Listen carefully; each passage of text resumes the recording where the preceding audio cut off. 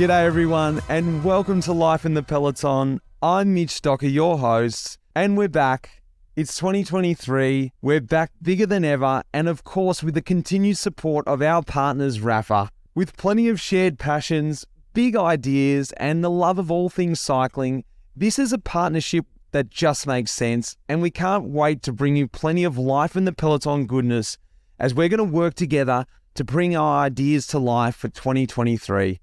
I'm here in Adelaide right now, enjoying the Tour Down Under with Rapha, with the great events they're doing and great rides with our RCC crew, but actually just anyone who loves cycling over at the pop-up, but just all around the race. It's a great vibe here. Well, now let's hear from RCC member David Murray. Look, I came to the Tour Down Under on the last time in 2020, and I emailed Albie, who runs the club out here. I didn't know anyone, but Albie took me in straight away as a person, not just as a member. And then obviously Simon came out, and we were doing a lot of personal rides with Simon and Albie. And but I met people. Now here we are 3 years later at the Tour Down Under, the first one back, and there are guys that I saw 3 years ago, and they're going, "We met you. Do you remember me?" And now, to be honest, I can't remember everyone because you do meet a lot of people. But it's really good to cycle with people that you've met before. And we've been out on a really nice ride today. We've come back for a nice meal.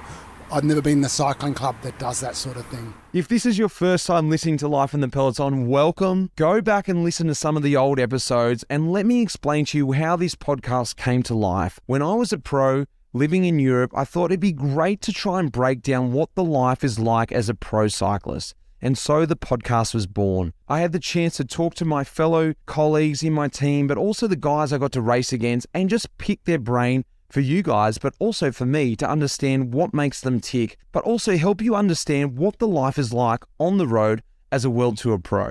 Of course, I'm no longer a World Tour pro anymore, but Life in the Peloton still exists because you guys have come on the journey with me as I've transitioned out of the pro peloton into this new world of, I guess, just enjoying riding my bike for the love of cycling. I've almost gone full circle now, come back to why I actually started riding a bike, because I love just riding a bike. Whether that's gravel, whether that's mountain bike, whether that's a bunch ride, that's what I'm doing now. And I thought it'd be great if you guys could come on the journey with me. Of course, I'm still touching with my old friends in the World Tour just to hear how crazy that world still is. But I think it's been great to understand the new adventures that I've done, whether that's bike packing or, like I said, going on these different events. Well, it's time for the first episode, and what have I got in store for you this week? Well, you might remember the last episode of last year. I was on the road up to the World Championships. It was a journey that I documented, something that I needed to do on my own to rediscover what was going on in my life after retiring. I felt things were put on fast forward, and I need to almost go on a soul-searching trip as I journeyed my way up the coast to Wollongong. On that journey, though, I had the idea of if I did something like this next time, I'd love to have a few guests. And that's what's happened now. I had to be here in Adelaide to do some great things with Rapha, but also to experience the race. And I thought, well, again, why don't I ride across? So I started compiling the group that I might want to ride with. This is quite a hard task, to find a group that would work well together over 5 days of long, hard rides. So let me introduce the crew that I chose. Ella Bloor, 27 from Canberra, lots of fun and always up for an adventure. She's raced in the NRS, the US Crits, and has been part of the Specialised Women's Racing team. Now rediscovering herself, she's been invited across as the only female Australian to be invited to the Lifetime Series in the US. An exciting series that has started up last year with a mix of gravel and mountain bike adventures. Next up was Peter Mullins, 34 from Bendigo. She's a household name in Australia, and of course she's been on Life in the Peloton, the second episode of last year, so go back and listen to that episode and find out a little bit more about Peter, but she was great to have on this trip as well. Tommy Chapman, 27 from Adelaide.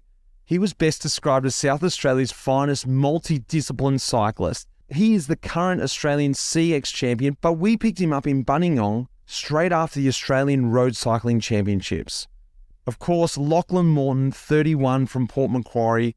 We all are very familiar with his name. He is one of the bikepacking masters, the guy that we love who just creates these amazing adventures and takes us on the journey with him. And I thought it'd be great if he came on one of my adventures. Of course, we're mates as well, so it was great to catch up with him. And finally, Rupert Guinness, 60 years old from Sydney. He is a legendary cycling journalist and an ultra-enduro athlete himself.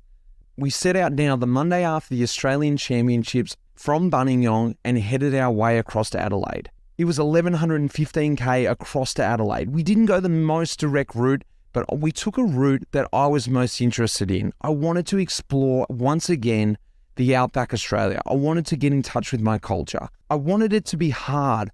I wanted it to be red sand, tough gravel roads, and go to towns that we don't normally go to. We set off and we went through the towns of Echuca, Swan Hill, Mildura, Berry, and then into Adelaide. It was a great journey and we documented things along the way. Now, since retiring, a lot of things have changed, and one of the things that has changed is my diet. It's gone a little bit on the wayside. It's not to say that I'm eating crap, but I'm just not eating as cleanly and as routinely as I was as a pro.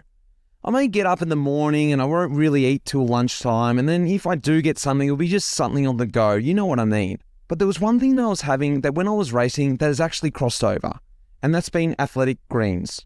I initially gave AG1 a try when I was racing because I was looking for that extra 1%. I wanted to make sure I had all my vitamins, minerals, and probiotics for my immune system support, for that good gut health, and ultimately for better performance. I was at the pointy end of professional sport, and I just couldn't afford to not be at my best. Of course, I'm no longer at the professional end of professional sport, but I still want to and need to feel good.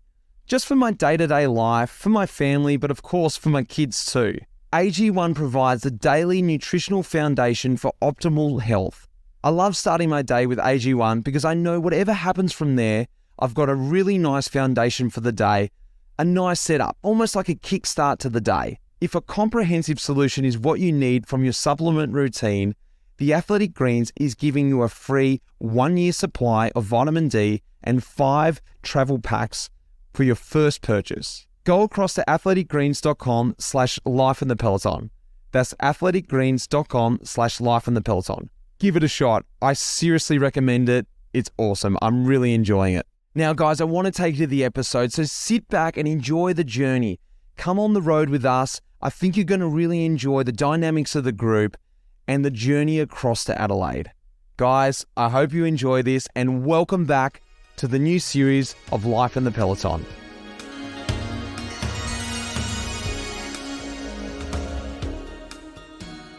All right, I've walked in. There is just a sea of stuff everywhere. I've walked into the girls' room. Peter Mullins, Ella Bloor. It's the night before. Girls, Ella, what are you feeling? We've got a bottle of Moe Chandon here. Rosé Imperial, still in the box. How's that going to fit into a bag? I think it'll fit really nicely into my rear bag. It's about the same length. It's essential. It is essential. I like that. That's a nice little inclusion. Vegemite, I see here. Oh, strip waffles as well. Peter, how have you been able to reduce... What have we got here? This is sunscreen. Yes, it's important, but it's a 200-gram bottle. We're not going for a month.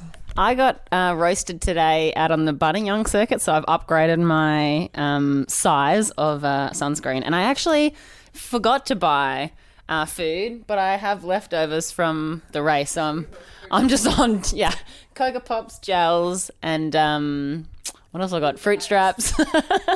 Is there any nerves? Like, I know this, like, what do you know about the route? Are you nervous? It's not crazy. I don't know. What are you feeling for the route? I'm feeling that we head off tomorrow in the opposite direction to Adelaide, and the route seems to be twice the distance if we were to go directly there.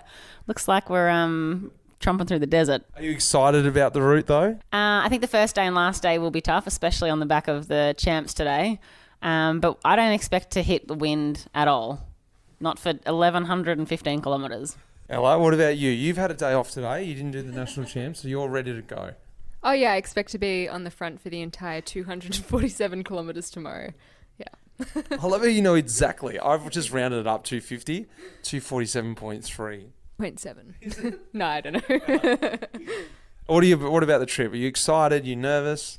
Yeah, I think every time you say like, no, it's not that big, I have to kind of play it down and pretend it's not that big. But this will probably be the biggest week on the bike of my life.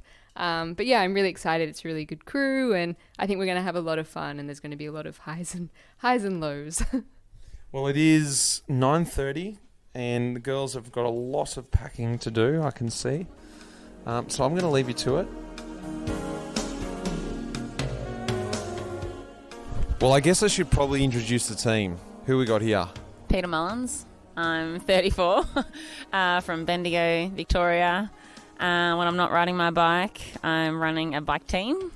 And I also help my partner Jared with his work, which is kind of like a little bit of mini landscaping and, site cleans on new builds. So my name is Ella Bloor. I'm from Canberra. I'm 27 years old. When I'm not riding my bike, I'm a architectural designer. And I don't really have a purpose for doing this ride other than I was up for an adventure. I'm Lachlan Morton. I'm 31 years of age from Port Macquarie, New South Wales. I'm out on this trip because I want to see more of Australia, and I think that's the thing I like most about bikepacking, is seeing new places and spending long days just turning the legs over. I'm Rupert Guinness. I'm 60 years old. I'm from Sydney. I'm a sports journalist and author, and I focus principally on cycling, and I love the sport. I love riding my bike and these great adventures like this to Radelaide. It's a great way to escape all the pressures of the world and just go back to basics of why we love the sport. G'day everyone, Tommy Chapman. I'm 27 years old. I'm from Adelaide, Australia. I race cyclocross, I race road. I'm current rider for Team Bridgelane. This is the first time bikepacking, and after day one I'm quickly realising why it's gone absolutely nuts in the last few years. Some great company, some quiet roads. Yeah, it's a really nice time.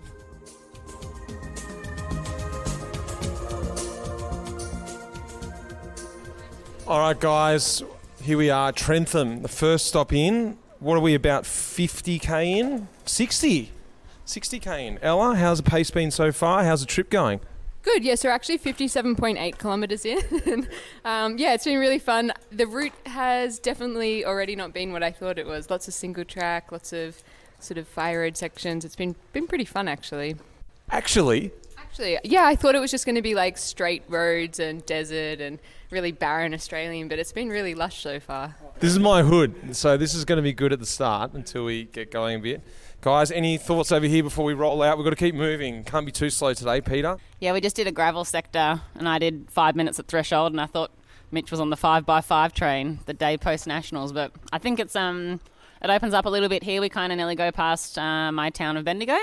Hopefully we stop off at Heathcote for some hot jam donuts and then, keep rolling from there. Tommy, I'm going to introduce everyone along the way, but this is just a quick snippet. We're going to find out a bit more about everyone, but now we've got Tommy. G'day everyone. Nice to be here. What a morning. Really, really nice start. Good for the morale, I think. It's been a nice 50-something K. Ella's got it exactly.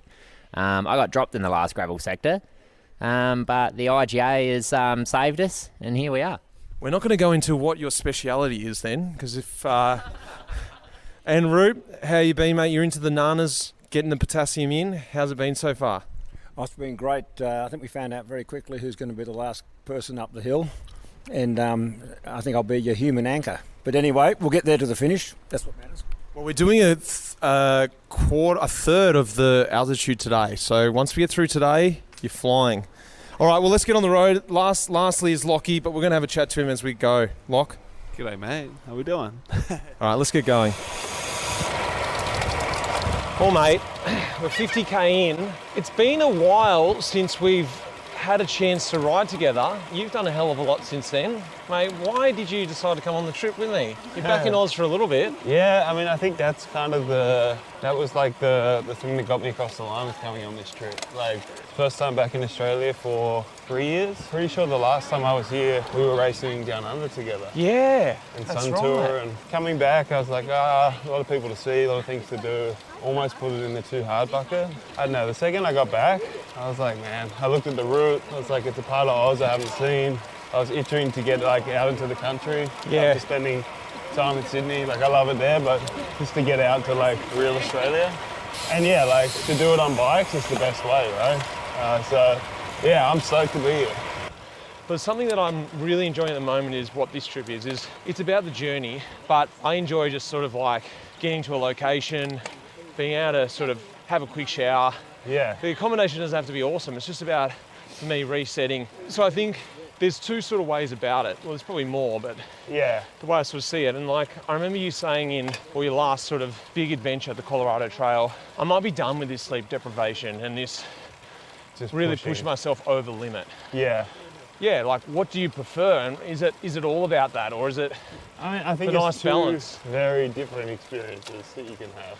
One is like intensely personal and about like self-discovery more than anything, which comes through like, pushing yourself really far and seeing like what's going on in the brain at like those far ends, you know?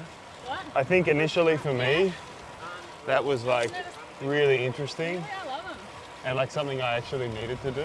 Yep. In terms of just becoming more comfortable with myself, like finding my spot within bikes. I got a lot out of doing it. Each time you do a trip, or you're specifically talking about this Colorado Trail? No, I mean, the first time I really pushed it, which I guess was GB Giro, it's like a real light bulb moment. And like, I had like a day on that trip where I was like, I feel more like myself than I ever have before. Wow. Right? Like, I was like, I feel like this is me doing what I'm meant to be doing. Which involved like, pushing really hard, just being on my bike, places I didn't know, working it out as I went. And the only goal being to just get where I'm trying to get. Like, so like I was kind of hooked on it at that point, and just wanted to keep having. What was that day? What was that experiences. specific day? It was when I was riding from Loch Ness to the finish in John O'Groats. It was like a 12-hour period there after I started. I started just before sunrise, which like, I think that time of the year was probably like 4 a.m. Just like sun came up when I was up in the high country there in Scotland. Yeah. And it was like just an impossibly nice day, which apparently you never get there, but I got it. And I feel like until that point, I'd like just stumbled my way through that event, you know, like had no idea what I was doing. Still trying to work out, am I racing this thing like a road race? Yeah, am I enjoying exactly. the atmosphere? Am I pushing all night? Yeah, just trying to work it out. Exactly.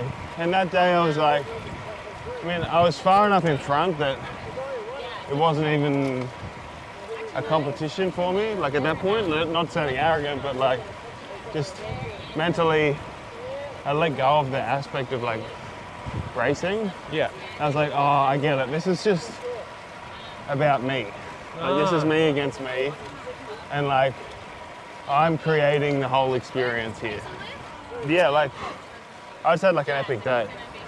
Yeah. Like, I also had like 5 or 6 really rough hours immediately after that. You know, like, turned headwind. It got like way too hot. I had to like jump in a lake. Like, it was still really difficult, and you always look back at those moments a little bit skewed. But like, it was that experience that got me hooked on being like, oh, all right, there's something pretty amazing there if you're willing to like push all the way past it. Well, Rupert, we're about 50k to go, so 200k into the day. We've just come out. It's been a bit of an up and down sort of adventurous day. We've had, you know, trails and gone off road, but now we're on the straight barren land. I feel like we're going into the middle of Australia now. How are you feeling at this point? Mitch, I'm feeling pretty good, really. You know, the temperature's just dropping a little bit thanks to the cloud cover coming. I just gave Ella a bit of a scare there. I touched wheels as we're going through over some speed humps. Gave me a bit of a scare too, to be honest. But yeah, we just come to the 200 kilometre mark. So there's another 200 we can tick off in our careers. A double ton, as you said, in cricket terms. But we've had a swim in the river, and you were just telling me now, being part of a crew, you've actually done 2 Sydney to Hobarts, haven't you? And what it takes to be part of a crew, what you've done, you're a journalist, but what you do in your journalism is you immerse yourself in different teams. And you're just telling me a couple of stories along the way when you've been in a rugby league team to really feel the atmosphere, and now on the Sydney to Hobart crew. I guess we're in a bit of a crew here, and you've really got to immerse yourself, don't you? Yeah, Mitch, that's one of the exciting things of sport, which I think it's a great opportunity to be able to sort of experience yourself firsthand and then try and parlay what you learn into your work as a journalist, so people can understand sort of behind the scenes a bit of what goes on in the dynamics, not so much tactically, but certainly personnel wise. You know, the dynamics of people who've got their certain skill sets, people who have skill sets that are not so much to do with their footballing or sailing or cycling skills, but their personalities and how that bonds a team. And there's a lot of similarities between all sports and that. And I just love the opportunity that I'm fortunate enough to get to do this. And we're experiencing that today when you look at the composition of our little troop here of 6 people. It's great, our little troop, isn't it? We've got Lockie Morton, Tommy Chapman on the front, who rode the men's nationals yesterday. Peter Mullins just in front of me, who also rode the women's. Ella Bloor, who's in a big training phase to go across and do the Lifetime series over in America. And yourself and I at the back, two journos, I guess. That's right, we're back in the gin and tonic class back here. I say that now. Probably a bit early to start thinking of gin and tonics. We've still got 50k to go, but it's a very interesting mix, and today's been fabulous just to have the chance to sort of get to know people for the first time today. It's going to be really interesting by the time that we get to Adelaide. Experiences like this, they create lifetime friendships, you know, so it's going to be a real good buzz when we get there to Adelaide. A lot of kilometres to go first though. All right, well, let's get up the road here. We're heading to Rochester, which has got a famous pub and the birth town of Sir Hubert Opperman. Did you know about that? Yeah, I did. He's been mentioned in quite a few of my books that I've written. And of course, those who don't know, Oppie was one of the greatest cyclists in the world in his time, in the early 1900s. He was he did the Tour de France in 1928 and 1931, inspired by the first 2 Australians to do the tour, Snowy Munro and Don Kirkham in 1914. And really Australia's heritage in cycling goes back a long, long way. And Oppie used to do a lot of rides like what we're doing today. A lot of Australian cycling heritage has been built on the tradition of who's been termed the overlanders, intrepid souls who in the late 1890s used to ride from town to town just following camel pad tracks. Many of those tracks for today now are the road networks of Australia. So a lot of Australian history has come through that, but Oppie obviously trailblazed in his own way on the track, on the mountains and the plains of the Tour de France, set a lot of land records in Australia, and and of course he became a federal politician in the Robert Menzies government. Quite a figure, and I've never been to Rochester, so I'm really excited to get there. I'm getting a bit of a tingle thinking about it because it's a special place where a special person came from, and I really think, while it's an old story, a lot of people don't know these stories, and we have a chance to sort of pay homage to that. That's what I love about this journey too, is heading to these places, not only just because of Oppie, but also just seeing these iconic areas in Australia that, you know, maybe I would never get to, and especially not by bike. So let's tick on.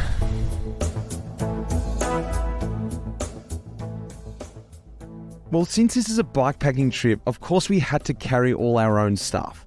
And as you guys know, I love working with Restrap. They are a family-owned company out of Yorkshire, handmade in Yorkshire, for bikepacking bags. The best bikepacking bags there are. They've got an amazing range to fit all kinds of bikes. And the best thing is, they're tested by the people who are making them, signed off individually every piece that they make. I love Restrap because I know I'm working with quality, and if anything happens to go wrong or come loose or whatever, you just contact them and they're happy to help and replace things along the way. Of course, nothing has gone wrong so far for me, so I haven't had to do that, but that's the best thing about working with Restrap. They're real people who are testing it, bikepacking enthusiasts themselves. That's restrap.com, restrap.com. Go over and check them out and throw in Peloton 10 for a cheeky discount and get yourself some good quality bikepacking gear, because I know after listening to this trip, you are going to want to go bikepacking yourself, and you may as well go and get some good gear to last you for the long time. That's restrap.com, restrap.com, and put in Peloton 10, Peloton 10. Let's get back to the episode. Tommy, day 2, mate. How have you woken up? Morning, Mitch. We had the aircon at 16 degrees, so it's actually warmer out here than it was in there. I woke up freezing. No, we're going good. Another really nice clear sky, good vibes, bit of stretch. Saw Lockie doing some stretching, Ella doing some stretching. Should be a good day. It's a bit worrying. We might be hitting the gun. I said a sharp 6:30 rollout, 6:32. Peter, no helmet on. How are you feeling this morning? Is that a rhetorical question? I feel like I've been hit by a bus. My lips look like I've just had liposuction. Yeah, it's going to be a rough first couple of pedal strokes. Wait a sec, let me have a look. Yep, Yeah. that's true. What about you, Ella? As Peter said that, I've gone and put on some more lip balm. I'm kind of feeling okay. I'm telling myself I feel okay, but I'm pretty scared. It's going to be a big 4 days coming up, and thankfully today is a little bit shorter than yesterday. And you decided to use the washing machine at the motel. Luckily, you packed a second set of kit, because what happened? They locked the door. So all my kit and Peter's kit, so it's not just me, is locked in the washing machine. Well, lucky, because you got nice kit on today. You look good. Everyone's looking really good. All right, let's get down to this greasy spoon, get a bit of food, and on our way. All right, Rupert, we're sitting here already at the servo. We're only about 2 kilometres in, and we've come for breakfast, haven't we? We have a little bit of a setback in the original much hyped up place that we thought we were going to get egg and bacon rolls from. It was closed. Murphy's Law. But in bikepacking, you've got to look at your alternatives, and that's what we've done. We're outside the servo, sitting on the gutter, having egg and bacon roll, which I'm sure is not as good as the one that we talked up last night, but it'll do. It will certainly do. Now, our day ahead today, 200k, pretty flat from Echuca to Swan Hill, looking like a cross tailwind. It's actually a stunning morning. Blue skies, it's not too hot yet, but I know it's going to get hot. How are the legs feeling? I shouldn't say this, but not too bad. But obviously a bit of wear and tear from yesterday, Mitch, but it was slept really well last night, and hopefully we just have a nice smooth ride, and that'll get us into the guts of this Rat to Radelaide adventure, won't it? No turning back after day 2. That's exactly right, mate. No turning back now. I wouldn't want to go back where we just came from. All right, Tommy. Mate, we're back in the press room, as Rupert calls it. Last wheel. It's actually, we've been blessed with the weather gods today, haven't we? A bit of a tailwind on some big, barren, flat roads. Mate, absolutely. Even the first part of the gravel today, bit of sand. And I was at the back of the group. Ella was the only witness. I nearly laid it down, mate. You, the cyclocross champion. Well, you know, there's no surprises, it can happen. But I actually was trying to film the crew. Oh, that's right. And then we're trying to get content. Yeah, we got a bit loose, but that's okay. Now we're rolling up. Look at this, 37. 100k to go. Beautiful second day. Mate, we've got to talk a little bit about you. So we picked you up at Nationals, and we're actually sort of hitching you a ride back to Adelaide, where you're from, where we're going to, the Tour Down Under. Born and bred Adelaide man, but you're a little bit unorthodox for an Aussie rider. Cyclocross is not that big in Australia, and you've sort of made that your focus, I guess, or semi-focus, isn't it? Tell us a little bit about the start. Yeah, you're not wrong. It's definitely not the normal path or maybe normal discipline for an Aussie-based rider. But yeah, I probably got into it purely because the dad's mate said you should come and have a try on this bike. You love riding on the dirt, and away we went. Just a local race in Adelaide. But yeah, I come from like a motocross background, dirt jumping, just always had a shovel in my hand. that was childhood, you know. So Does that relate to cyclocross? Does it, building your own tracks? Well, to be fair, I think it does. Does it? Yeah, I think I have an eye for making tracks and looking at, you know, even as we're riding along, I think that'd be nice. That paddock could be good to own. Oh yeah, We can make something happen in there. So the brain's always ticking. I think that's in the DNA now. Where does it look like for you? Like, do you want to, because you told me you've done Vegas Cross, which is one of the iconic ones back in the day. It doesn't exist, I don't think, anymore. You actually told me a cool story. If you can tell a little bit of that story now about when you saw what went out there. Yeah, so I've been lucky enough to do Cross Vegas a couple of times. Cross Vegas, yeah, sorry. No, that's all right. And yeah, it became a World Cup, and sadly it's not anymore. I think it's one of those things where, like, you probably agree, where if it's good for TV and good for the crowd, it's normally ruthless as a bike rider. Yeah, totally. And to be honest, it wasn't actually that fun. We're riding on like inch deep grass. It was a soccer field. Okay. So momentum was zero. But the crowd and the atmosphere was amazing. They race quite late, the crowd get into it. It's under lights, isn't it? It is. Yeah. Yeah, I think we started at like 9:30 p.m. So it's actually a weird thing for the body to race at that time. Yeah, as you were saying before, we finished quite late. Me and a teammate of mine, Jack, we're absolutely cooked, right? So we got our food a bit wrong for that time of night. And we've raced and we're riding back. We're 20 minutes away from the Vegas Strip. We ride back, we get to our hotel and we're straight to Macca's. It's the only thing to do. It's about 1 o'clock in the morning, straight to Macca's. Yeah, we're in that real daze where we've ordered food and we're just staring at the menu and we're just not even talking to each other. And you probably know by now, I don't mind a chat, and Jack's the same. So we're just standing there cooked. I look to my left and I recognise a good-looking rooster walking in. And I tapped Jack on the shoulder and I said, "That's wow." And Hogan slowly looks to his left, pauses for a few seconds, slowly looks back at me and he goes, "Whoa." What year was this? Maybe 2016. Yeah, okay. I reckon 2016 or 17. Anyway, I thought I'd congratulate him. And he looked at us as in, you know, who knows me in Vegas? We're wearing casual clothes. What's going on? Yeah. And yeah, he was just such a nice bloke. He asked us if we're at the race and I said, "Mate, you nearly caught me." And he had a bit of a laugh and he goes, "What are you doing racing here?" And it was really cool. He was just full of questions. But you're current Australian cross champ, aren't you? That's right. Yeah, mate. So just to put the perspective out there for everyone, he's not just a punter like me who just sort of gets a gravel bike and tries to do something on the cross course. Actually fair income. But now we're on the road. We've come from the Nationals. How was the road nats yesterday? Or sorry, not yesterday, the day before now. Yeah, it was really good. Because you had a big day. Yeah, I think it was probably the most excited I've been for the road race than I had in previous years. Why this year? Like, I really enjoyed the hype of that many pros coming back. I was like It was a good field, wasn't it? It was. It was actually really cool to spin on the start line and sort of just having a look around. Yeah, it did feel a bit different to other years, I think. Yeah, because the last couple COVID years were sort of just like glorified NRS field, Australian field with a couple of sprinkled through pros, wasn't it? That's right, yeah.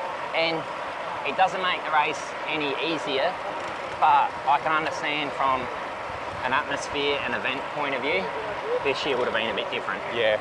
But yeah, also just excited to be back with the team and have a couple of new teammates and some boys I knew that were moving really well. And the general vibe of the team for the week before was really good. So yeah, there was just a lot to be stoked about. It was nice to be racing. We're sampling the finest bakery of the town. We had some good rhythm yesterday. A couple of nice bakeries. Well, this is now out of my area, so we just got to wait and see and hope. The last town we was expecting stopping at was literally a one-horse town, so there's nothing there, and we've pushed on. Weather gods behind us, so sweet. Thanks, mate. Happy days. Cheers, Mitch.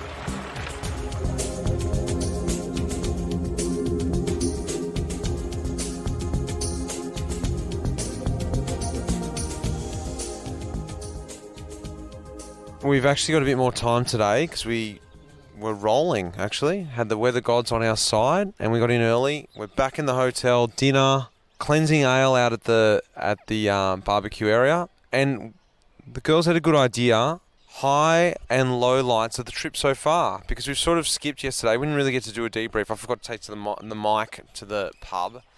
So let's just capture highs and lows of the trip so far. Ella?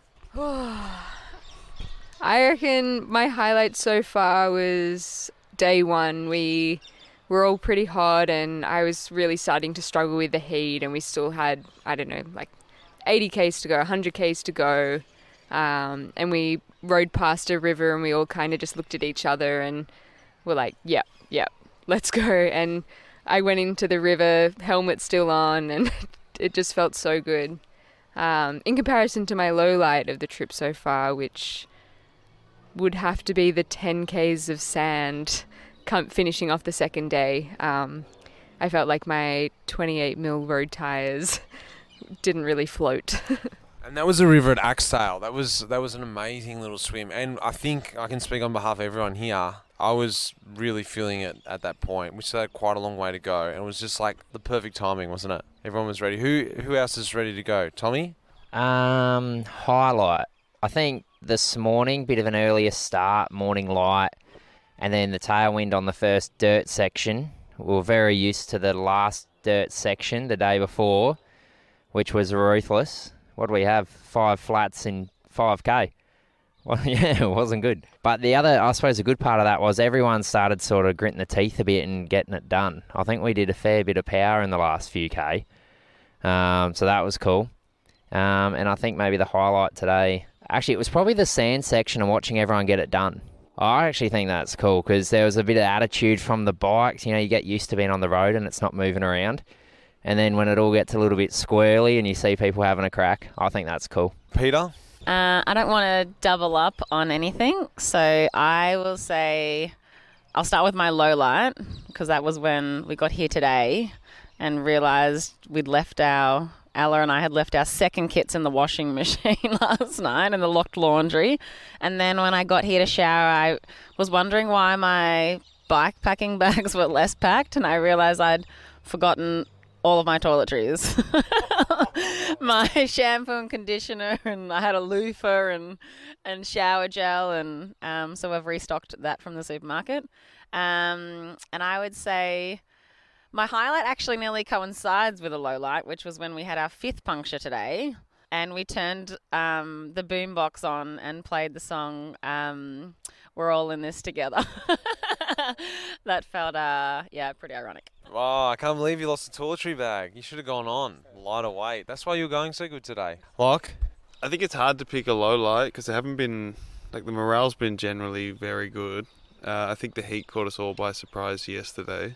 Well, it definitely caught me by surprise. So when we walked into that servo with like 40k to go yesterday, and I had the expectation it was going to be like really cool inside, and there was no air conditioning, and it was like this real shock, and I would say that was my low light, which wasn't that like bad, but I mean at that moment I was disappointed. But I think my highlight was actually when we got all those flats yesterday, because like everyone was pretty tired. We took this dirt road that we didn't need to take, I'm credit to the route planner. Like you have to respect the decisions of the person who made the route, because I've also made so many disgusting routes that I've taken Mitch on that like I feel like it's absolutely necessary repayment. But we got 5 flat tires like immediately, and we're standing just in the baking sun. It was like so close to the finish. It would have been really easy for everyone to just be like, just go ahead, or like split up there, or like push on. But everyone just kind of like stopped, waited, even though we're all desperate to like get out of that situation. No one cracked. There was no like bad energy, and then we just like continuously fixed the flats until we got off the dirt road. I thought that was a highlight for me, along with that like Great Northern beer, the schooner with like 20k to go today. Lake Boga. That was pretty nice. Good call, Lockie. Yeah. Rupert? Well, I'm reluctant to talk about to say they're low lights because these sort of rides you're always going to have, challenging moments. So actually, I'm taking a positive spin to it. So I'd say, although my morale did dip, and this is like very early in the piece, that first climb out of on the gravel, and I nearly came off when Tommy pointed to the gutter there, and I saw it at the last minute, and somehow I managed to not go down, but I did have to take my foot out, and then going up that hill, I thought, oh my God, this is going to be like this for the next 5 days. What have I signed myself up for? And all of you were scootering up to the top, and I just had to console myself by saying, look, someone has to be last. Might as well be me. And then I just got back into my rhythm and felt, I actually felt okay once I just, accepted my fate. Probably the highlight, I'd say, there's been so many of them. But really just going back to, I think today on the sand, and for me personally, I reflected on, I mentioned to a couple of people that when I did the old Telegraph track on a ride from Cairns up to Cape York, the old Telegraph track was just full of sand and it was only like half a metre wide, and you had to ride through these forests with wasps in there, and it was stinking hot and humid. But I remember then I had never ridden on the sand at all, ever. And, we were falling over and everything. We were falling over so many times, we just were laughing at each other. But saying that, because of the skills, well, I wouldn't say I'm skilled, but whatever skills I do have, I learnt them on the old Telegraph track. And thankfully for those, that helped me get through that sand today. If otherwise, I'd still be out there now. Would have had a dinner, having a debrief without me. Probably fairly guessing what my low light was, but that wasn't a low light because thanks to that I didn't go great on it, but it was just a good challenge, and that's what these events are about: facing those challenges and getting through it. Awesome, mate. Awesome. Well, I guess I'm going to put a couple two cents in as well. I completely forgot about the beer today at Lake Boga. That was. You've stolen it, but that was a real highlight. I love having a beer when you know you're almost in. 20k to go, that's the pinnacle point. And that one today was especially good, but that's not my highlight. My highlight was starting the trip. Heading out from Ballarat and riding through what seemed like my country and showing you guys a little bit of my backyard, letting you know where Lansfield was. And it was awesome, even though I made this trip because I wanted to come ultimately what today was. The harsh heat, the red sand, that's what I was envisioning with this trip, so I was really happy that was today. I love taking you guys through Trentham, Kyneton, and then back up, past Heathcote and then on our way. The funny thing is, the flip side of my highlight is my low light. I was really, really hot on that trail on the way to Axedale. Didn't enjoy that. Yeah, normally I'm good in the heat, I thought. I guess I'm just not that trained anymore. I had 2 moments yesterday, then later on with Tommy on the way into Oppiestown, Rochester, where I got completely broken. So they were my 2 low lights. I guess combine them together. The heat yesterday caught me out. But yeah, happy to hear from all you guys. I'm looking forward to the next few days.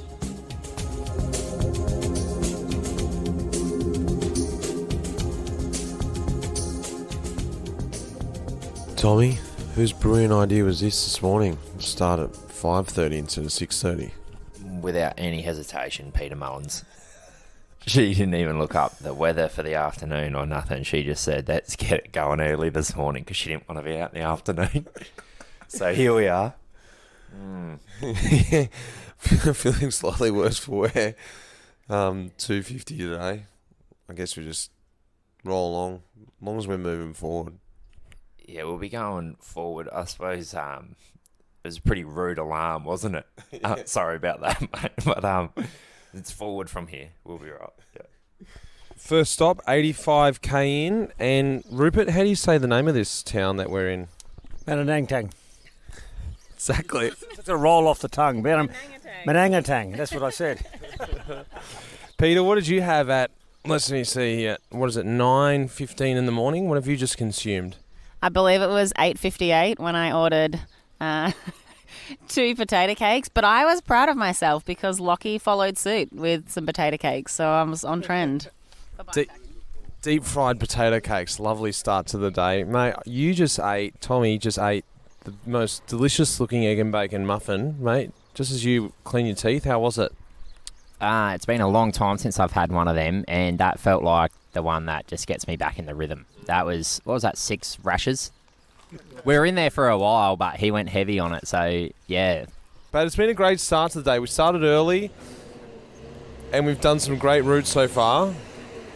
A few trucks around, as you can hear.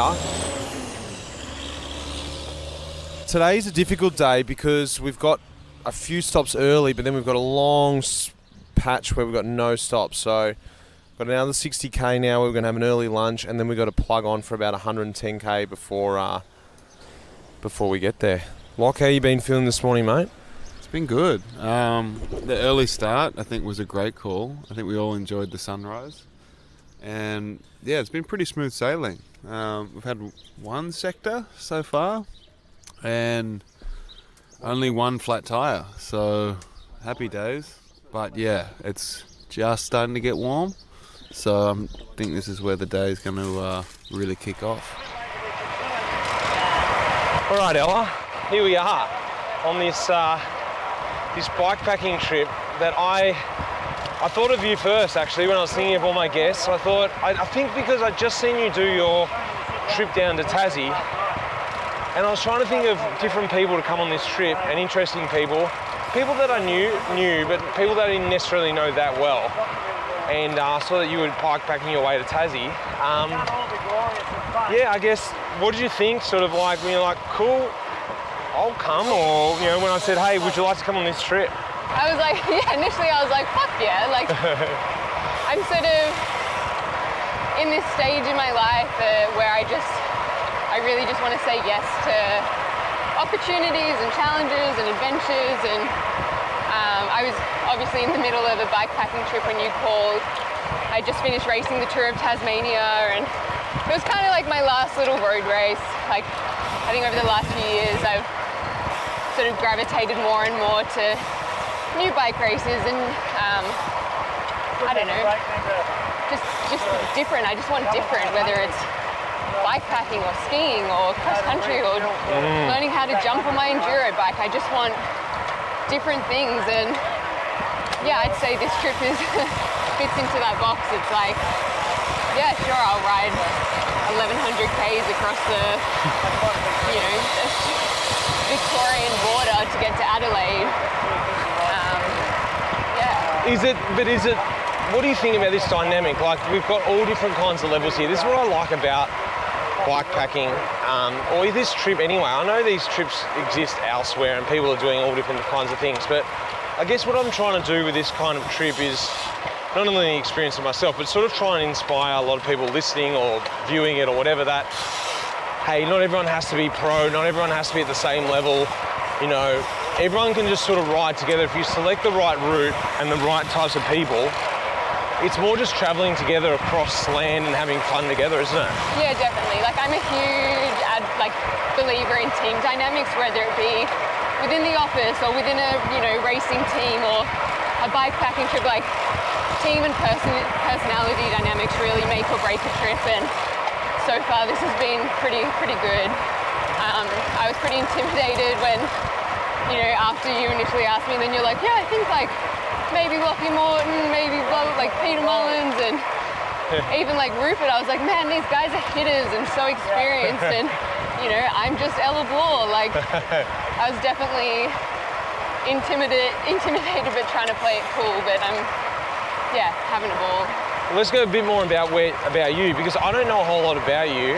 I thought you're living in Canberra at the moment, but you're from the Highlands, just out of Sydney, Southern Highlands, out in Barrel. That's Caleb Ewan country. That's Brad McGee country, isn't it? Famous cyclists from that area. Yeah, a few good cyclists. So I actually grew up working in Brad McGee's bike store, McGee Cycling. Did you? Yeah. I didn't know that. And I remember I was down in Adelaide racing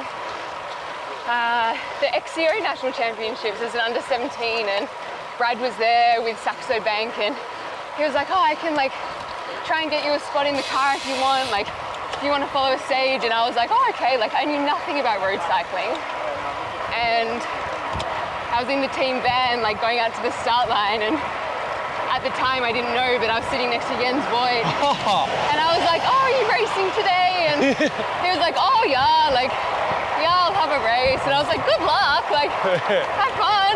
Perfect. That's like almost the perfect way. It was until I got really car sick during the stage and had to vomit like mid-stage in the back of the team car. So yeah, I didn't get asked back. Oh yeah. Yeah, but once you've done it once, you don't need to do it again. I think you sort of get the bug from there or not. You went into road after that, didn't you? Because yeah, kind of. So like Caleb was a year above me in school, and so you went to the same school? Went to the same school. And like my first ever road or time on a road bike, I actually rode his brother's Josh's. I borrowed it for like all schools triathlon thing, and cool.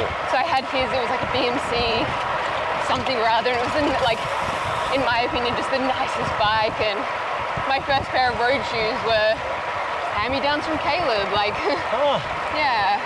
Aside from the cycling, what I find really interesting about you is your degree, your master's in architecture.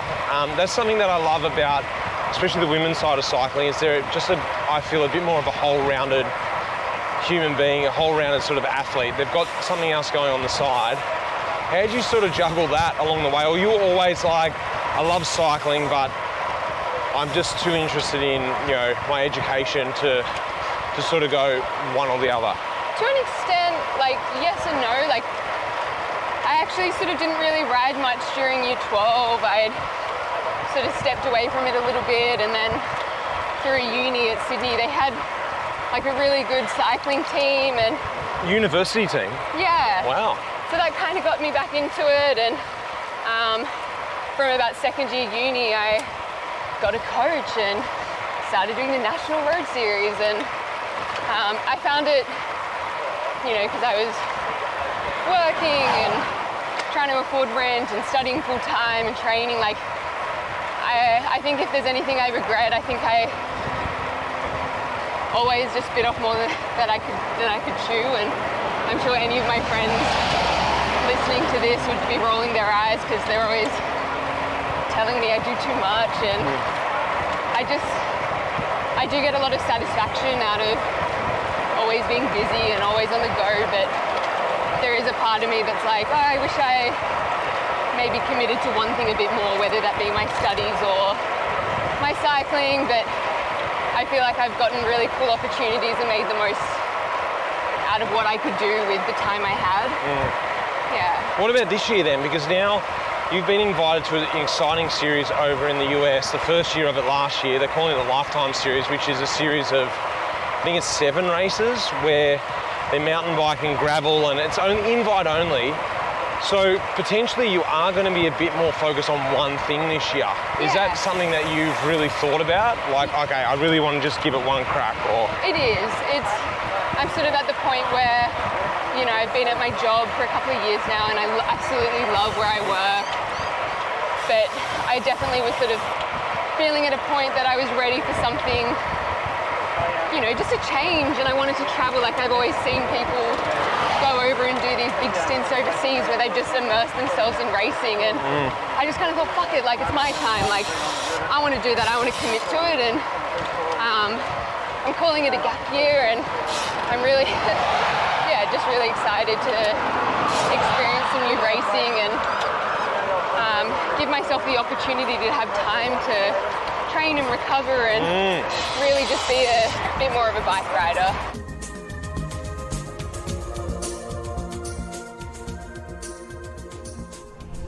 We made it. We made it to Mildura. Actually, I know we built this day up, but actually in the end, it was sort of like a scorpion with its tail that had a bit of a sting in it, didn't it, Ella?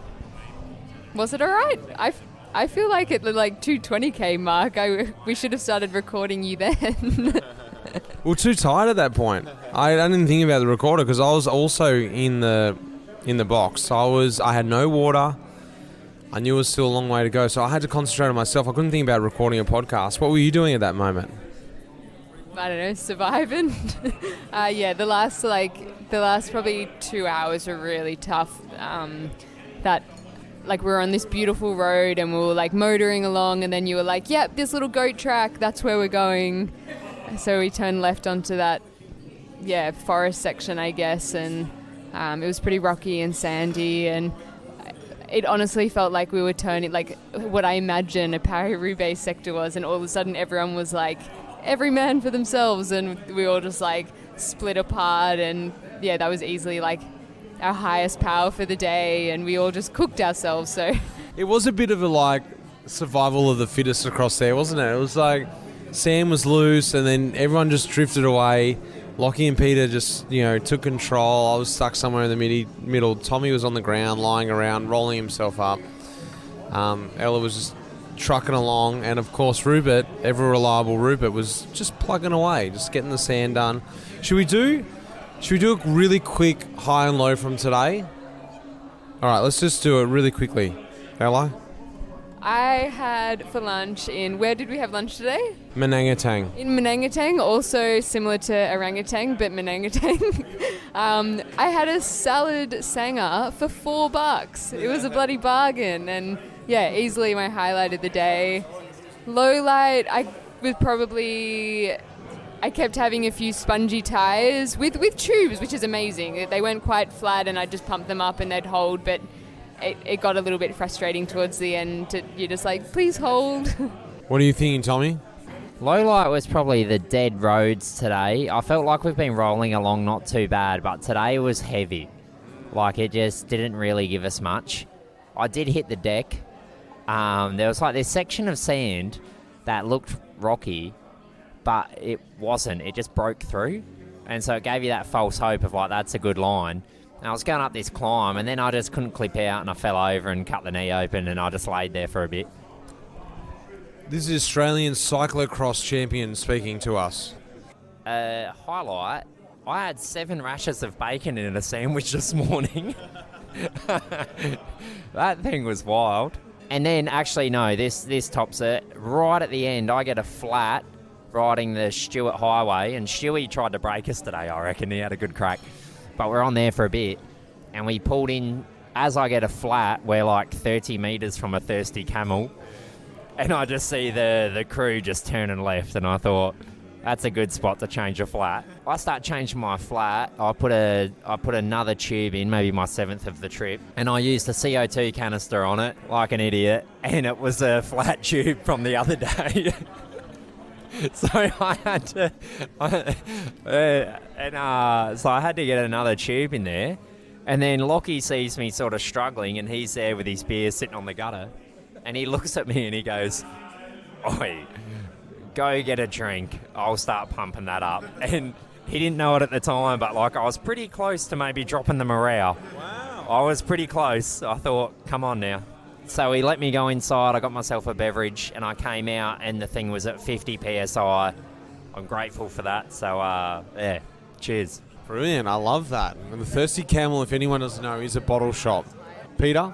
My low light was when my tubeless had a little bit of issue with the sealing, so I thought I'd put some more sealant in the front, because I had to pump that up a couple of times. I had taken out the valve core, and all this air came out, and I was like, good, and I put my sealant in and pumped it up, and then realised I'd done the rear, and my front was still flat.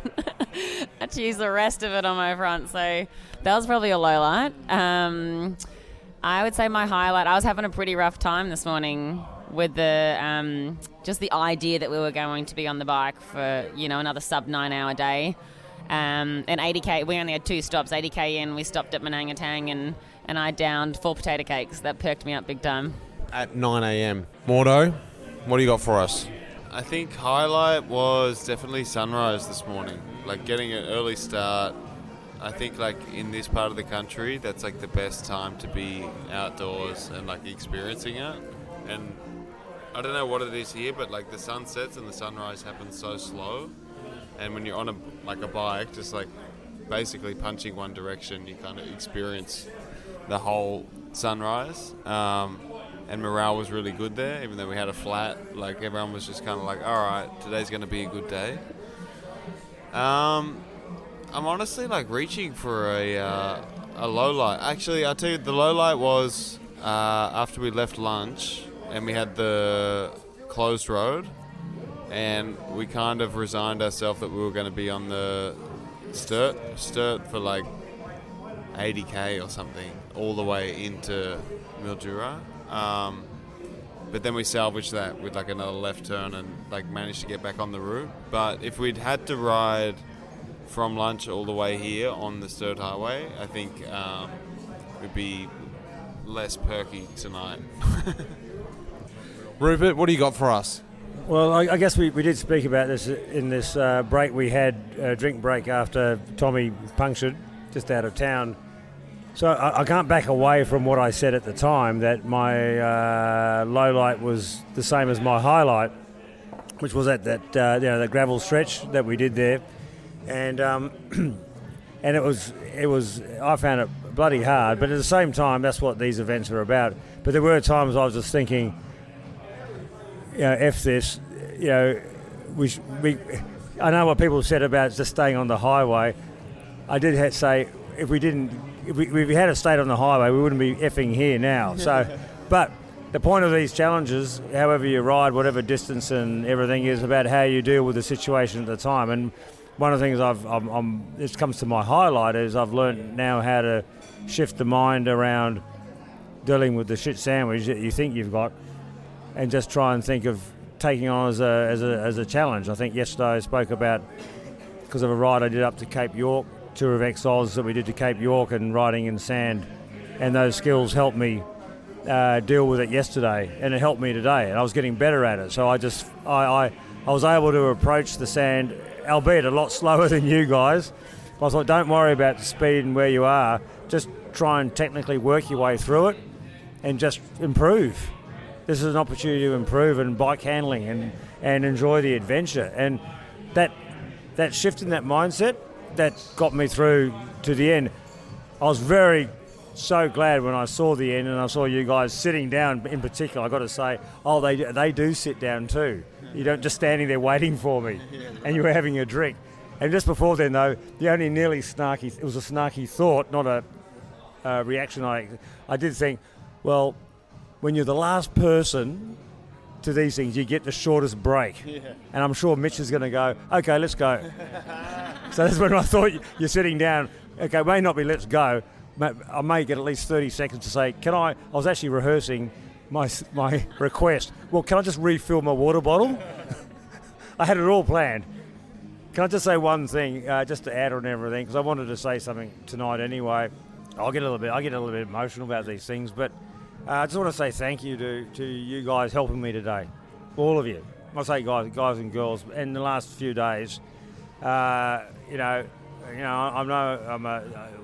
not drawing an age, but just I'm not an athlete like you guys, and the way that you help me get through the day, and the way you help each other too, and the cross section of personalities and skills and backgrounds, it's absolutely a really honour and a privilege to be with you all, and as people, not just as cyclists, but the cross-section of you all is fantastic. And I think what Mitch has done to bring a group of 6 people here, I can see when you select a group for a reason, and I'm really humbled to be with you all, and this is where life friendships start from.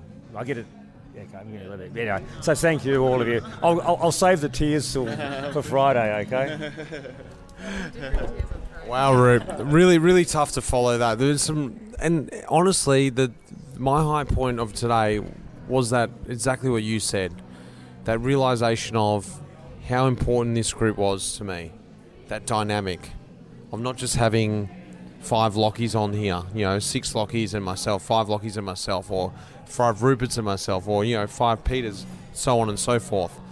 It's really important for me to have that different dynamic, and also for us to work out how to work with the weakest link, with the strongest link. It's not just about trying to do this fastest known time, FKT, That's something I'm not interested in.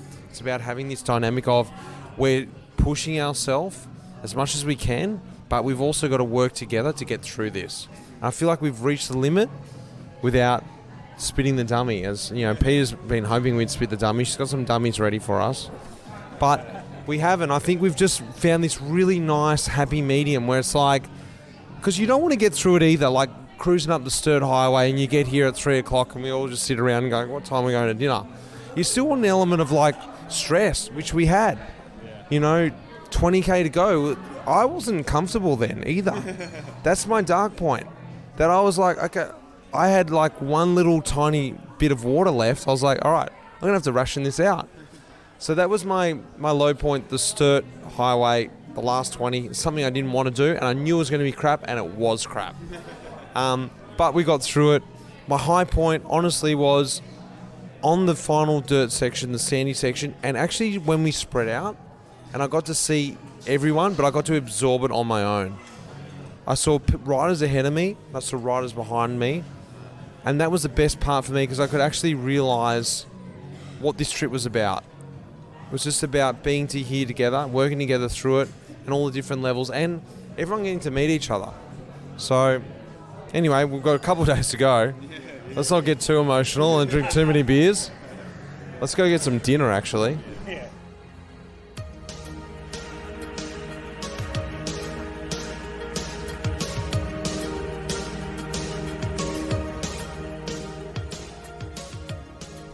65 there's a stop, 90k there's a stop. Roop, how you feeling this morning as we roll out? Oh, we've got a bunch waiting for us.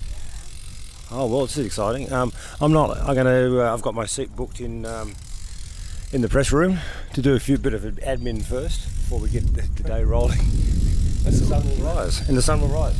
Let's find out about our bunch here. Good morning, guys. Hey. Morning. How are you? Hey Mitch, how you doing? Yeah, good.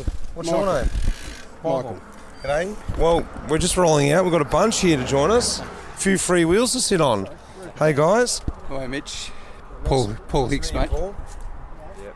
Yep, Sean, how are you, Mitch? Yeah, good, Sean. Good. Mitch, is it? How are you, mate? Dion. Yeah. All right, guys. I'm glad to see you bright and early. It's a beautiful morning, isn't it? It is nice at the moment. Should we roll out? We're running a bit behind time. Yeah. Well, Paul, we've rolled out. Like I said before, you were there waiting for us at 5:30 this morning. You're from Mildura. Mate, great to have you on board. Thanks for coming out. Why do you want to come and meet us on this godly hour? Some of us are fans of you, Mitch, and Rupert and some of the other guys, so it's pretty cool to actually come out and meet you.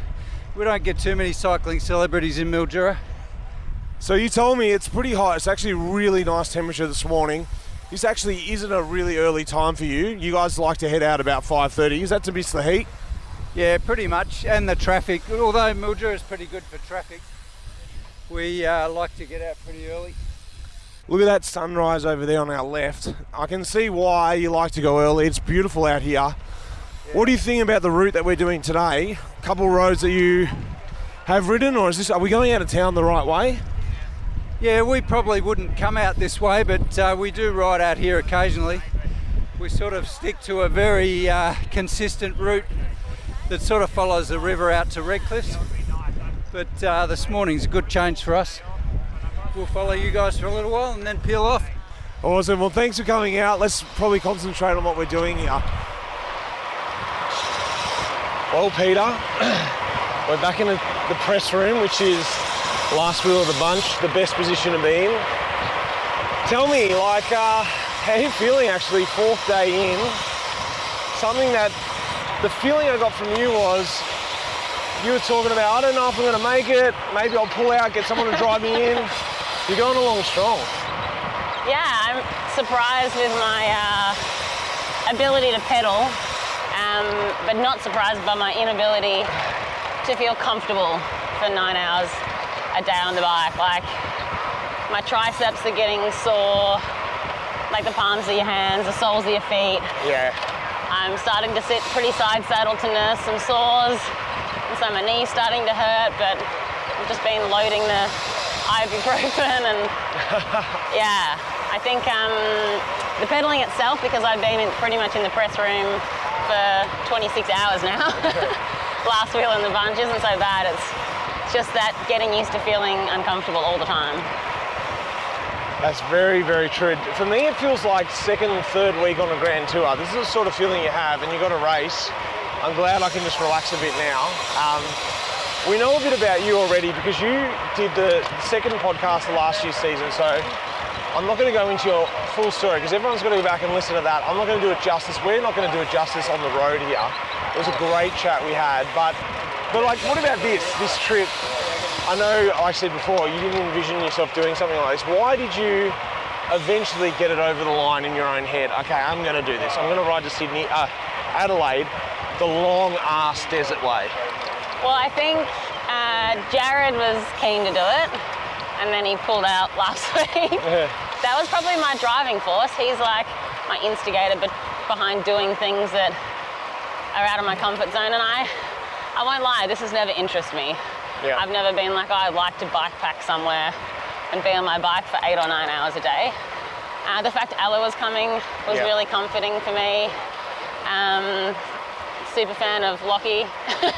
Yeah. But I've actually enjoyed it. I think it highlights a couple of the things that I love about the mountain bike scene, and that's that on the bike bonding combined with the off the bike bonding.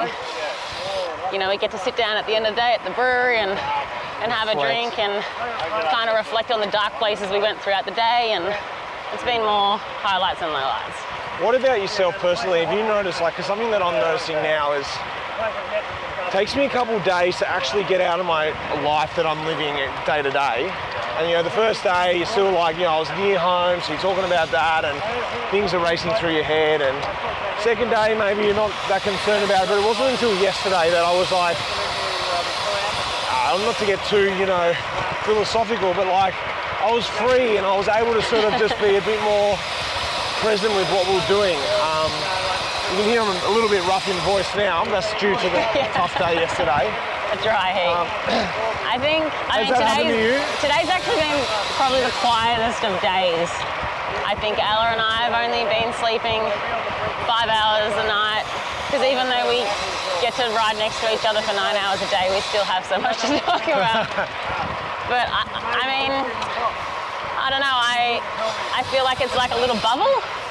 You know, World Tour has its little bubble, and you go to a mountain bike race and you feel like after a couple of days you're in a bubble and the rest of the world just doesn't exist. And that's what I feel like on this trip. It's just the 6 of us in this isolated semi-desert in the middle of Australia, and just trucking along. Doing our own thing at our own time. Yeah.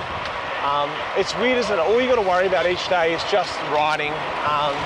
What do you reckon you'd put out there to anyone listening who may have done a little bit of bikepacking or maybe thinking about doing it, or a bit on the fence like you? I don't know if that's for me.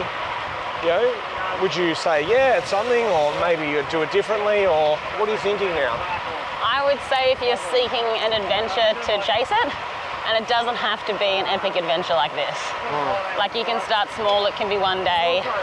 And I would say just be, you know, really careful about the company you choose, because that's, to me, the most important part. A lot of people can pedal circles, but you're going to want to enjoy the company you're with.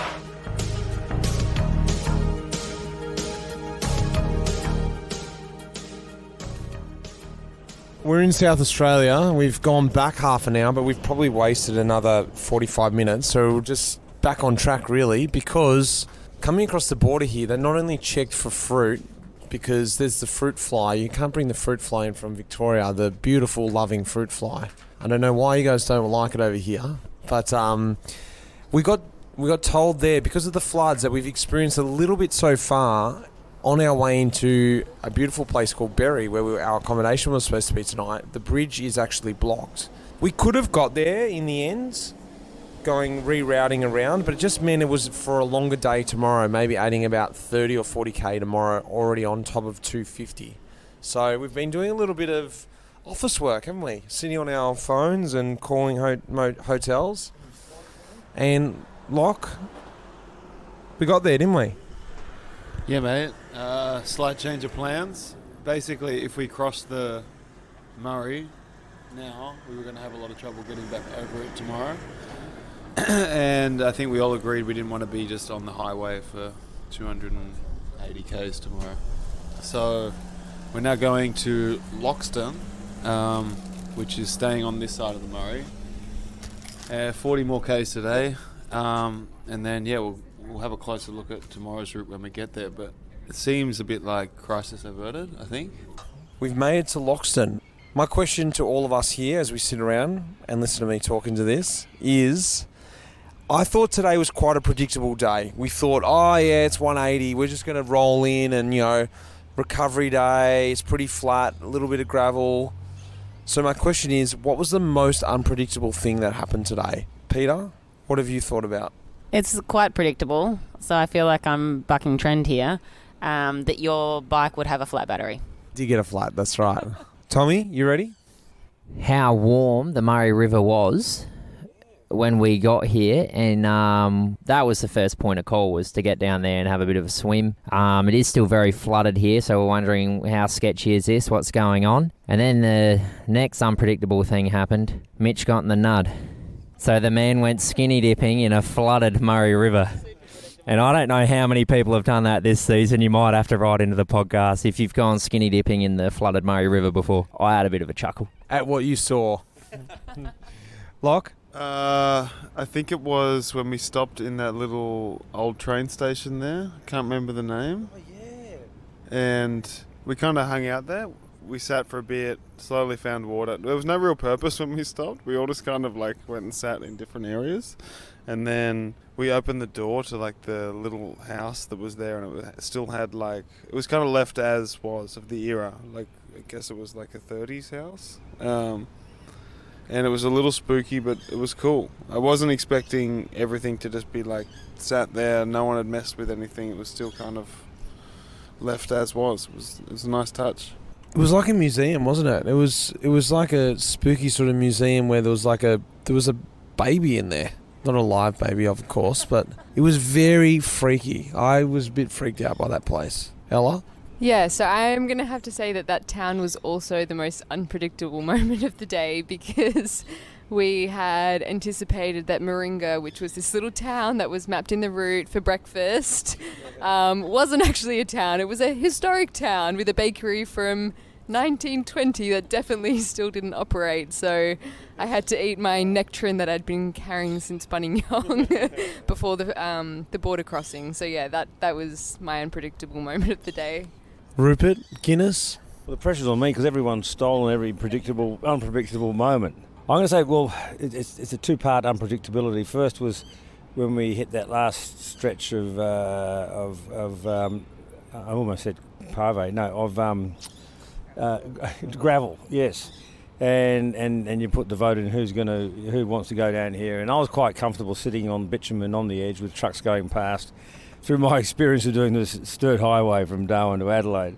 But deep down I said to myself, why even put my hand up for a vote? I know what's going to happen here. And what happened was predictable, okay. But I wasn't expecting that patch of gravel to appear, okay. So that was the unpredictable part A. But unpredictability part B was, and I finally got my head around, okay, there's 40 kilometres of this coming up. And it finished before 40 kilometres. Suddenly there was bitumen back again. And, I said to myself, don't make yourself look too happy about this. Even try and look disappointed. But anyway, that was it. But again, I was glad we had the gravel. I say that now because it was, again, about proving your bike handling skills and etc. So I'll see if I say that tomorrow. I'm sure I will after a couple of beers in Adelaide. It was a really nice roll in. I think everyone agrees here. We came in through the vineyards of Loxton, and it was a nice finish, opposed to what we sort of got presented, because we had to re-alter the route, think on our feet, get a new hotel, and we were supposedly being 20 kilometres ahead of schedule tomorrow, but because of the river, we've had to reroute again. So we've sort of actually increased by 6k. 256 tomorrow, 100k of gravel, or unpaved, 150k of roads. Next time we'll speak to you is in the morning, I guess.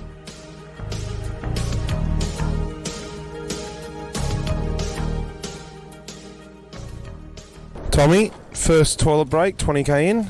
Sun's come up. How are the legs? Morning, mate. The legs are actually pretty good today. Maybe we're over the hill.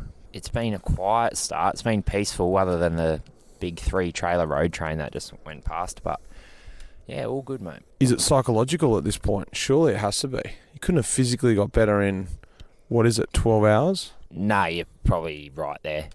It's probably the fact that we are about to be on roads that I know, so it does feel a little bit shorter, and I'm just trying to forget about the whole 250k to go part. But it does, it does feel good today. It's nice out here. It is nice. We've got some big gravel sectors today. I think 40k gravel sector straight up, a couple k respite, and then another 35k sector. So saddle up. Ella, we've just slotted back into second wheel. How are you feeling this morning? I think I have a bit of finish line fever, so I'm feeling pretty good and really excited to get there.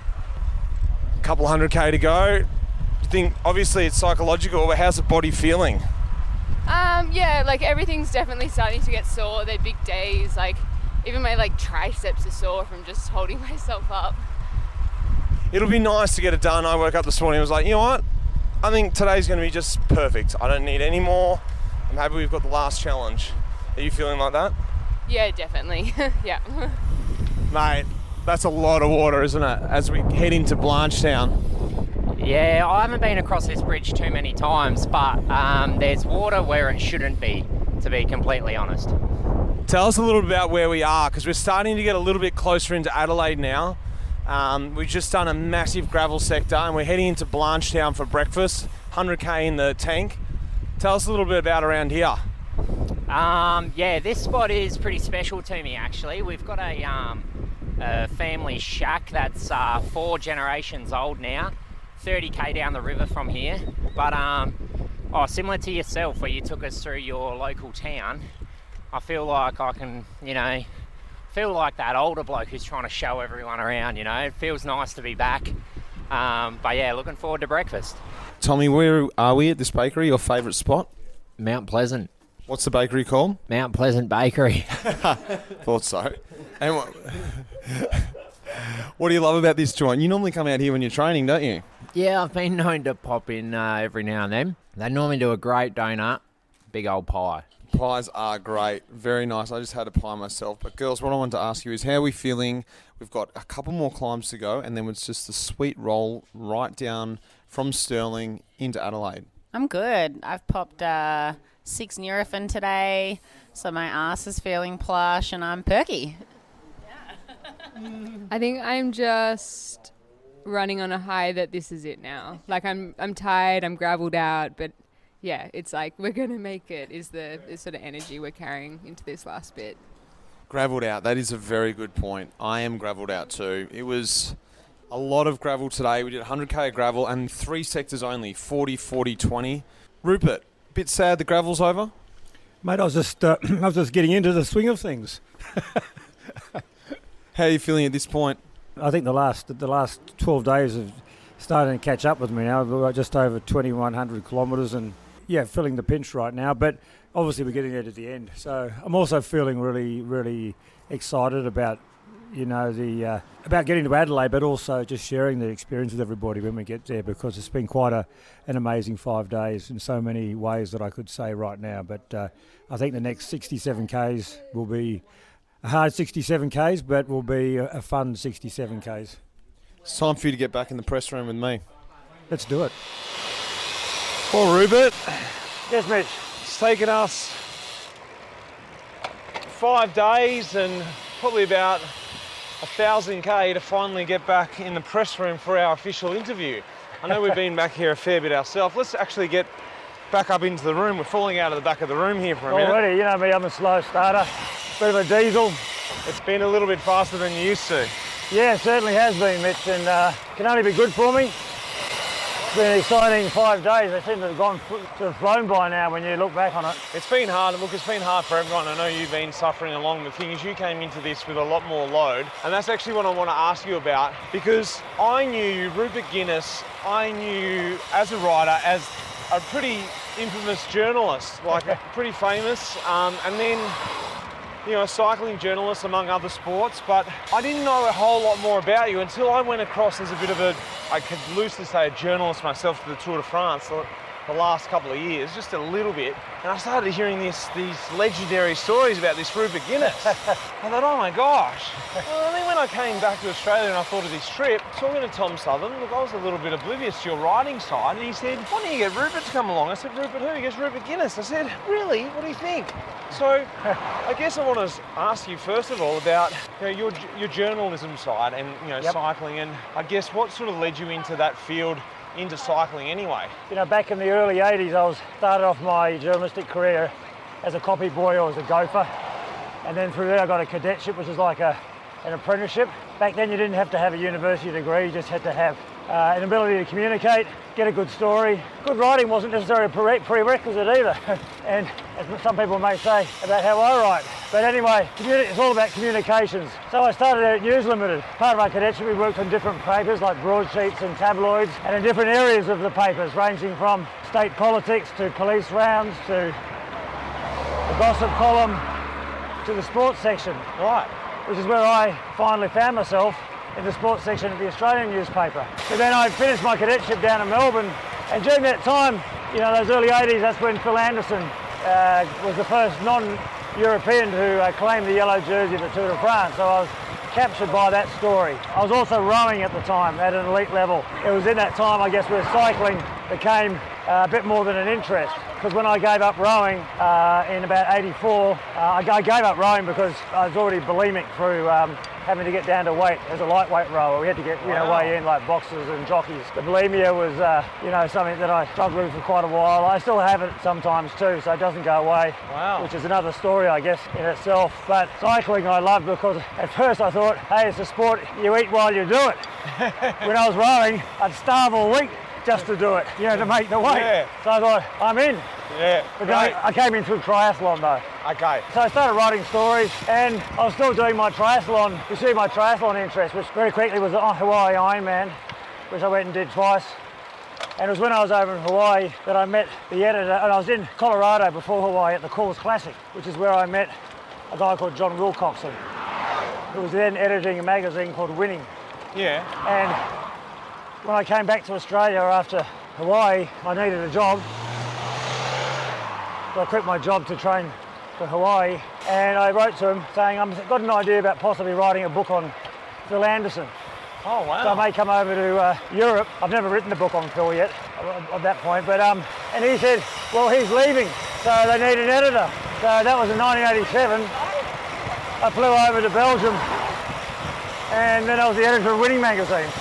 So straight into the deep end. Yeah. Straight into Belgium as well, like the heart of cycling. Yes, and we had an office in London too, but actually literally I flew in, landed in London, and then I went to the London bike show the next day, and then whereupon it was already organised for me to interview Bernard Hinault.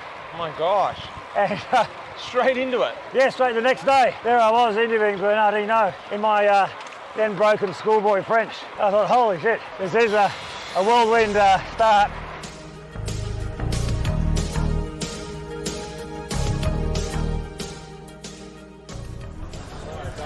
Lockie, we're just wrapping this up, mate.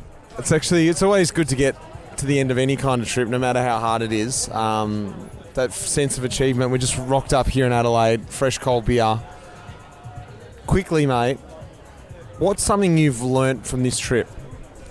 I think the biggest thing I've learnt is like the power of the group, I think we had a very mixed group this week, a lot of varying abilities, and the challenge was obviously to cover the distance, but also to do it in a way where everyone could enjoy it and be challenged, but also as comfortable as possible. And yeah, that was a unique challenge, and I think I learned that can actually enrich the experience. I've done a lot of things that are solo, and it's really refreshing to get in a group situation and learn from the others. And what's one thing you may have learnt or enjoyed from one of the other members? I think I learned a lot from everyone. We had a lot of time to chat with everyone in the group this week. I think the biggest thing is it's more reformation than, I guess, learning, but just that idea that when people put themselves, like, this is a kind of trip I'm very comfortable with in a lot of ways. Like, this is what I'm good at. And so to see a group of people who aren't comfortable in this situation put themselves in that situation and really like kind of thrive in that like adversity, I guess it just kind of reaffirms my beliefs that it's good to get out and get uncomfortable. So I think that's my takeaway, I guess. Ella at the Rapha pop-up. Time to reflect on the trip. It's all over. What have you learnt yourself from this trip? It's a really hard question because there's so many things I could say I've learned about myself and about everyone on this trip, but it's a bit cliche, but really like attitude is everything, and everyone just brought, really great attitudes to this ride. And I think like there were so many moments that we could have cracked and spat the dummy, and I think attitude is everything. Peter, it's all over. A bit of a relief, but a bit of sadness is creeping in. What have you learnt from this trip?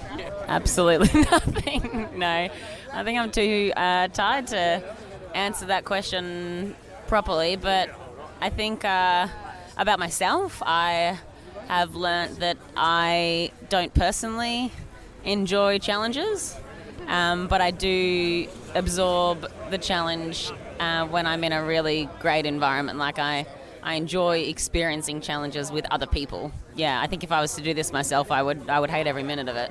And I can legitimately say maybe I hated an hour out of the 40 hours that we've ridden in the last 5 days, and I think that's pretty cool. That is cool. I thought you hated more than that. That's great. I thought you would have had a couple at least. Because I certainly didn't enjoy a couple. Roop, mate, we made it finally to the bar. The Rapha pop-up, we're here.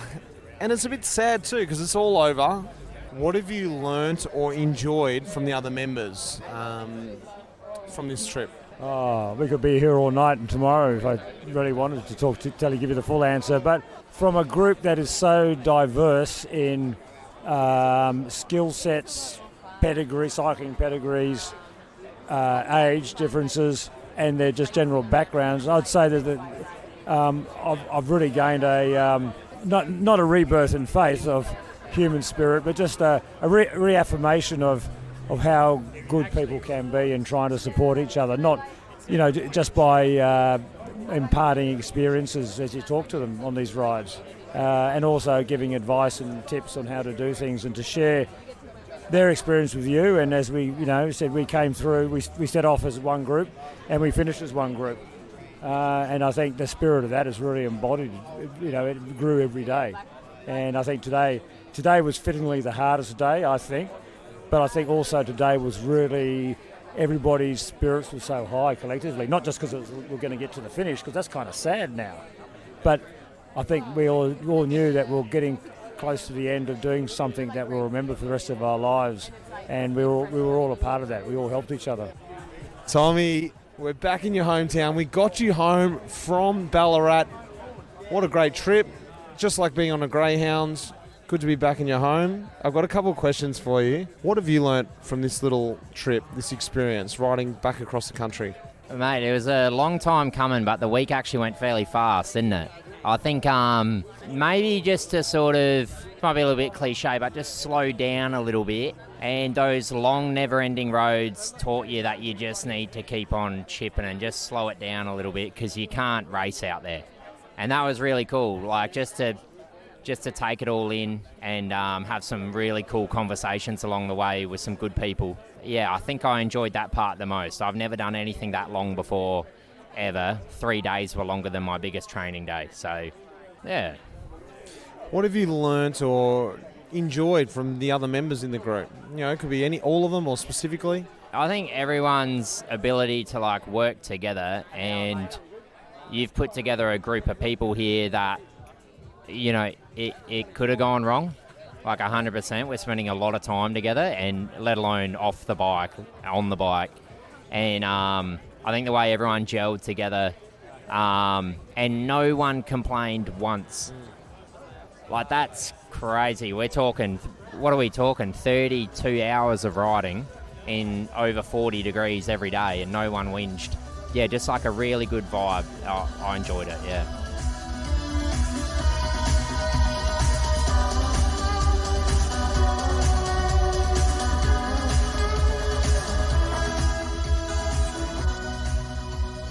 What a journey. I had such a great time on that trip, and I really underestimated how fun it would be doing it with a crew.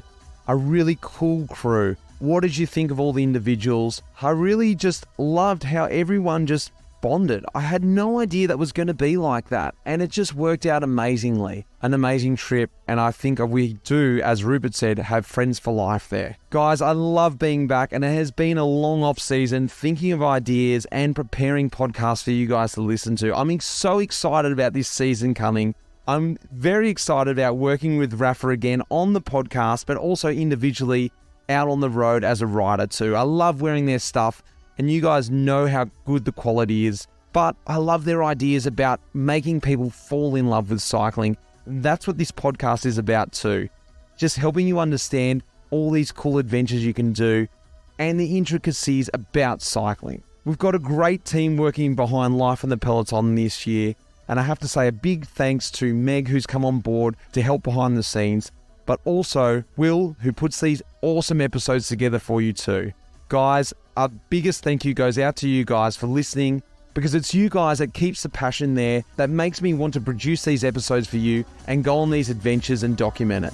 So guys, until the next episode, welcome back and thanks for listening. The music in this episode was composed by Pete Shelley. Cheers, mate.